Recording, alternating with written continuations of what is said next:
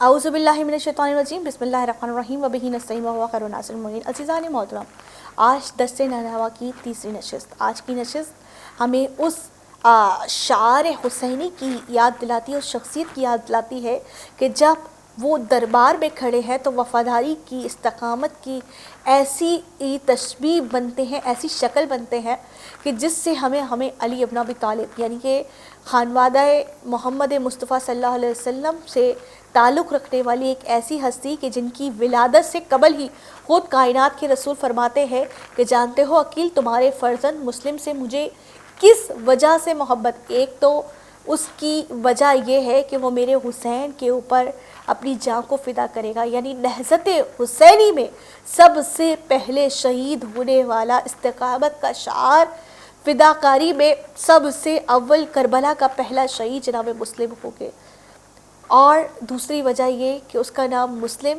میرے ساتھ ملے گا، وہ تیرا فرزند ہے۔ عزیزان محترم، یہ وہ شخصیت کہ جن کی ولادت سے پہلے ان کو جنت کی بشارت مل جائے، اسے جناب مسلم کہتے ہیں، کہ وہ جناب مسلم کہ جنہوں نے نام حسین کو زندہ رکھنے کے لیے اپنی شہادت دی۔ عزیزان محترم، کربلا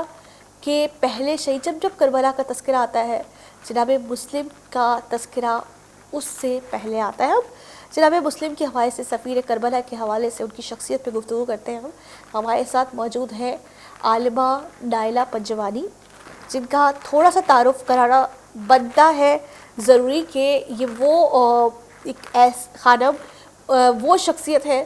کہ جن کا تعلق دیوبندی گھرانے سے تھا، اور کہتے ہیں کہ جیسے پروردگار عالم خیر کی طرف لانا چاہے تو بس ایک چھوٹا سا اشارہ کافی ہوتا ہے، اور خانم نے خواب میں دیکھا اور اس کے بعد وہ مکتب تشیع کی طرف گامزن ہو گئی، ایک چھوٹا سا اشارہ جو ان کو خیر کی طرف لے آیا۔ ہم اپنی پروگرام میں استقبال کرتے ہیں۔ السلام علیکم۔ وعلیکم السلام ورحمۃ اللہ وبرکاتہ۔ خانم، بہت ممنون و متشکر کہ آپ ہمارے پروگرام میں آئی اور وقت نکالا۔ خانم، سب سے پہلے شہید نہضت حسینی میں جان فدا کرنے والے جناب مسلم سفیر کربلا، کیا وجہ تھی کہ جناب مسلم حضرت عباس کے ہوتے ہوئے تنہا ابن زیاد کے میدان میں کھڑے ہیں؟ اعوذ باللہ من الشیطان الرجیم بسم اللہ الرحمن الرحیم الحمدللہ وکفی وسلام علی عبادہ الذین اصطفی اللہم صلی علی محمد وعلی محمد عاجل فرجہم۔ دیکھیں سائرہ، اگر ہم سب سے پہلے تو جناب مسلم جو سفیر امام حسین علیہ الصلوۃ والسلام کی عنوان سے ہم دیکھتے ہیں آپ کی شخصیت کو، تو جناب مسلم جو ہیں بہت زیادہ یعنی کہ زیرک ہیں، سیاسی بصیرت کے حامل ہیں، اور ایک جو نقطہ جس کی طرف میں متوجہ تمام کو کرنا چاہوں گی اور آپ کو بھی، کہ دیکھیں ایک ہوتی ہے جذباتیت، یعنی کہ فوری ریئیکٹ کرنا، اور ہم یہاں دیکھتے ہیں کہ جو معاملہ ہے بیعت طلبی کا اور کوفہ کے جو حالات تھے اس وقت، جو پس منظر ہم دیکھتے ہیں کہ امام حسن مجتبیٰ علیہ الصلوۃ والسلام کے ساتھ جو ہے حالانکہ خطوط بھیجے گئے ہیں کہ ہم آپ کے ساتھ ہیں بعد از شہادت، امام حسین علیہ الصلوۃ والسلام نے 10 سال انتظار کیا ہے، اور معاویہ نے جس طرح مطلب امیر شام نے جس طرح سے ان تمام جو شرائط تھیں ان کو توڑ دیا، اور اس کے بعد جو حالات ہیں ہم دیکھتے ہیں کہ کوئی مطلب ایسا موقع نہیں نظر آتا کہ جہاں پہ جو ہے امام حسین علیہ الصلوۃ والسلام کے لیے کوئی ایسا ماحول ہو، کیونکہ کوفہ میں ہی امام علی ابن ابی طالب علیہ الصلوۃ والسلام کی شہادت ہمیں نظر آتی ہے یہ معاملہ کہ وہاں پہ بہت وفادار افراد بھی موجود ہیں، اور بہت سے ایسے افراد بھی ہیں جو اپنے مطلب تشیع پہ برقرار ہیں، لیکن ہم یہ بھی ساتھ دیکھتے ہیں کہ وہ جو ہے یعنی حالات کے ساتھ جو ہے ان کی لائلٹی یا ان کی جو وفاداری ہے وہ بدل جاتی ہے۔ اب ایسے حالات میں ایک ایسی شخصیت کو بھیجنا کہ جو سیاسی زیرک مندی رکھتا ہو، جو سیاسی بصیرت کا حامل ہو، جسے فوری ریئیکشن نہ دینے کی عادت ہو، اور جو یعنی کہ قابل اعتماد ترین، اور ساتھ ہی یہ کہ شجاع بھی ہیں اور شہامت بھی ہے پائی جاتی ہے. اور یہ دیکھیں کہ یہ سارا جو ایک سلسلہ چل رہا ہے تو یہ یعنی کہ حضرت عقیل جو خود ماہر الانصاب ہیں, اور پیچھے اگر جاتے ہیں شجرے کو دیکھتے ہیں تو آل ابی طالب علیہ الصلاۃ والسلام میں آپ دیکھیں کہ حضرت عقیل خود بھی بہت یعنی کہ سیاسی زیرک بھی رکھتے ہیں, بصیرت بھی رکھتے ہیں. اور اسی طرح حضرت علی ابن ابی طالب علیہ الصلاۃ والسلام امام حسنین کریمین علیہ الصلاۃ والسلام کے ساتھ جو تربیت پائی ہے جناب مسلم بن عقیل نے, یہاں پہ ہم دیکھتے ہیں کہ ایک ایسی ہستی ہیں, ایک ایسی شخصیت ہیں جو بہترین ریپرزنٹیٹیو یا بہترین سفیر جو ہے وہ امام حسین علیہ الصلاۃ والسلام کے بن کر جانا جو ہے زیادہ ہمیں مناسب نظر آتا ہے اگر ہم کمپیئر کرتے ہیں یا مقایسہ کرتے ہیں حضرت عباس علیہ الصلاۃ والسلام کا. حالانکہ شہامت شجاعت میں کہ کہیں بھی ہمیں کمی نظر نہیں آتی, لیکن ایک سیاسی بصیرت اور جو زیرک مندی ہے, اس عنوان سے اگر دیکھا جائے تو جناب مسلم بن عقیل اپنی مثال آپ ہیں. اور ہم یہ بھی دیکھتے ہیں کہ آپ کو جو ہے وہ میدان حرب کا بھی تجربہ ہے. اسلامی فتوحات میں اگر ہم دیکھیں تو افریقہ کی جو ہمارے پاس اگر ہم دیکھتے ہیں اسلامی تاریخ میں جو میدان جنگ ہے, یہاں پہ ہم دیکھتے ہیں کہ افریقہ میں بھی جا کر اپنی فتوحات کا جو ہے ایک لشکر کو پورا آپ امیر بن کے جاتے ہیں اور ایک پوری جو ہے فتح مندی کے ساتھ واپس لوٹتے ہیں. ساتھ ہی ہم دیکھتے ہیں کہ جنگ صفین میں آپ کا کردار جو ہے وہ بے مثال ہے. اور لیکن یہاں پر جو معاملہ تھا وہ تھا کہ ایک ایسا سیاسی بصیرت کا حامل شخص جائے جو مولا امام حسین علیہ الصلاۃ والسلام کی نیابت میں جا کر اور بیعت طلبی کرے. اور ہم دیکھتے ہیں کہ اس میں جو ہے وہ کامیابی بھی ہوئی ہے. تو بیعت طلبی ہوئی, جی بالکل, ہزاروں کی تعداد میں جو ہے افراد آئے, انہوں نے جو ہے امام حسین علیہ الصلاۃ والسلام کی جو ہے یعنی کہ بیعت کی. اور ان کو بہت زیادہ مطلب کہ خوشی تھی کہ امام حسین علیہ الصلاۃ والسلام امام عالی مقام جو ہیں وہ کوفہ تشریف لائیں گے, اور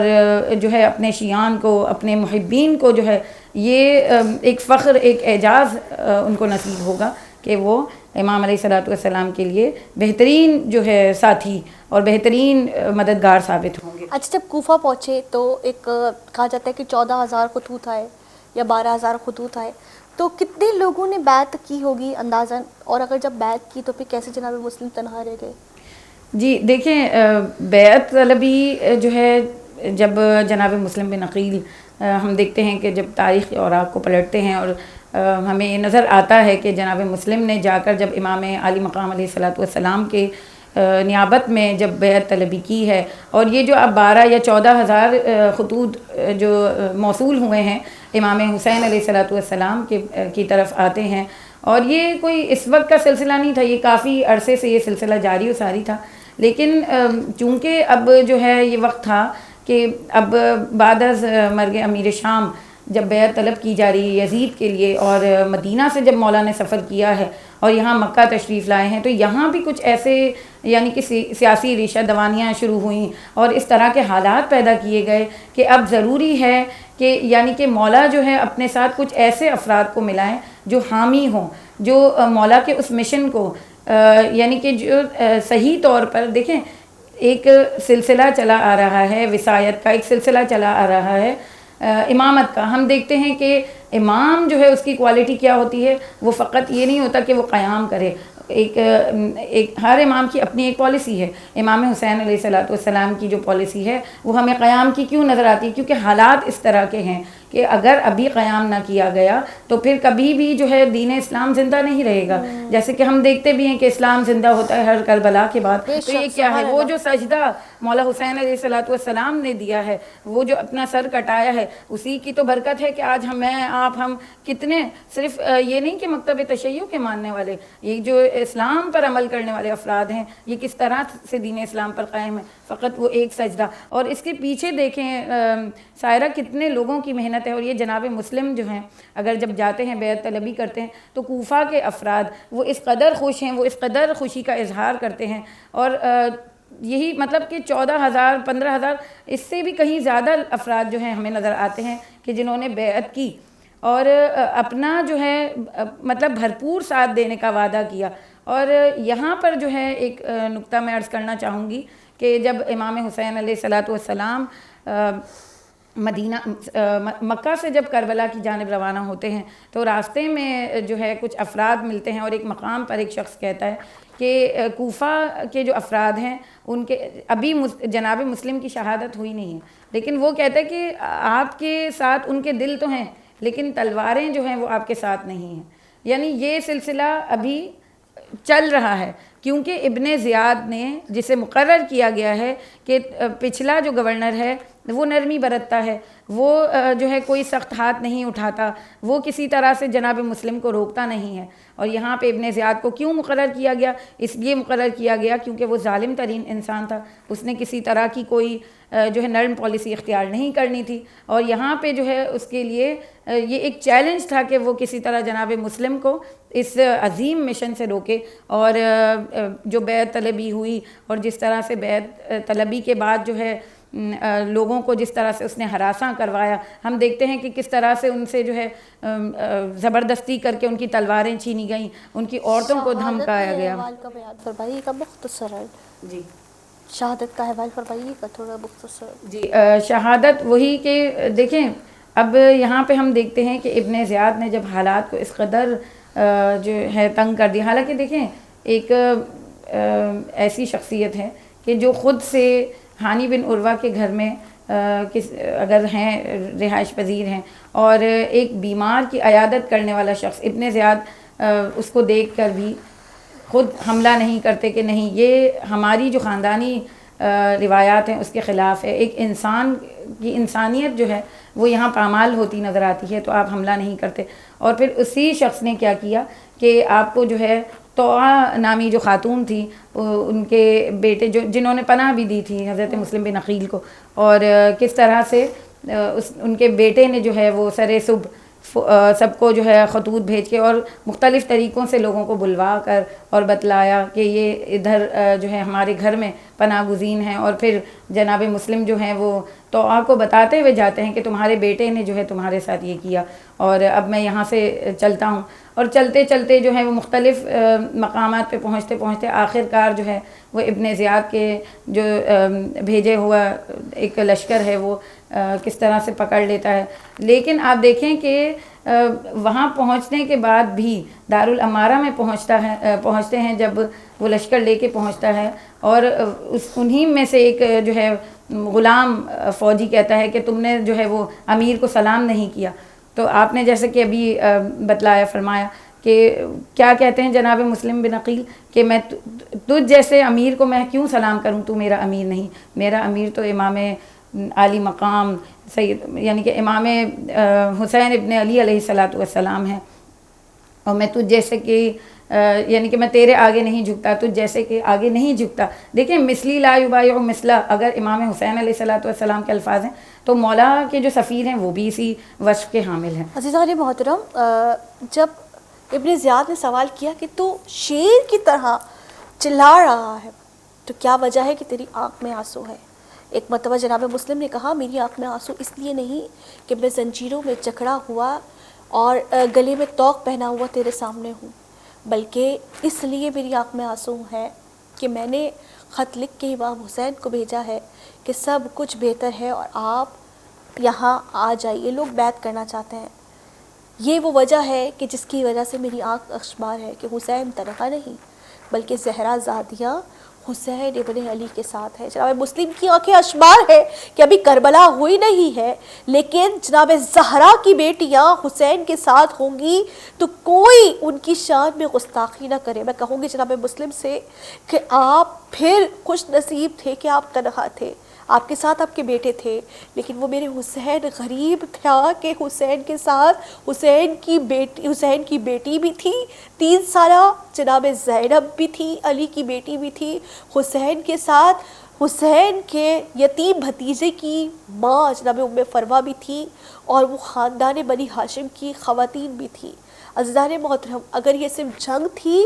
تو جنگ مردوں سے کی جاتی ہے، میدان میں مرد مجاہد سے کی جاتی ہے، لیکن یہ جنگ نہیں تھی بلکہ یہ اس چیز کا بدلہ تھا کہ جو علی نے خیبر اور بدر و حنین میں ان کفار کو پچھاڑ کے کیا،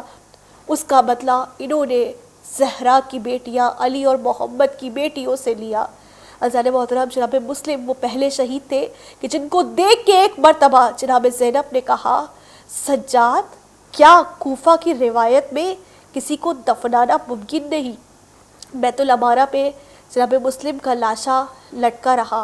11 मुहर्रम 12 मुहर्रम को जब जनाब ज़ैनब गुजरी तो जनाब ज़ैनब ने देखा। इसके साथ साथ नाज़रीन अपनी मेहमान आलिमा नाइला पंजवानी बहुत शुक्रगुजार है कि वो हमारे प्रोग्राम में आई और जनाब मुस्लिम की शख्सियत के ऊपर गुफ्तगू की। परवरदिगार आला आपकी तौफ़ीक़ात खैर में बहुत इज़ाफ़ा फरमाए और हाथ पकड़ के तहे दिल से ममनून व मुतशक्किर हूँ मैं कि जिन्होंने करबला के इस शहीद के ऊपर गुफ्तगू की, जिनका ताल्लुक़ ख़ुद ख़ानम का दियोबंदी से है, लेकिन आज जनाब मुस्लिम के ऊपर गुफ्तगू की। मैं चाहती हूँ ख़ानम कि आप इस राह में इतनी खिदमत अंजाम दें कि बीबी आपके नाम को भी यकीनन नुसरत इमाम में तहरीर कर दें। वस्सलाम, आपकी मेहमान सायरा आपने।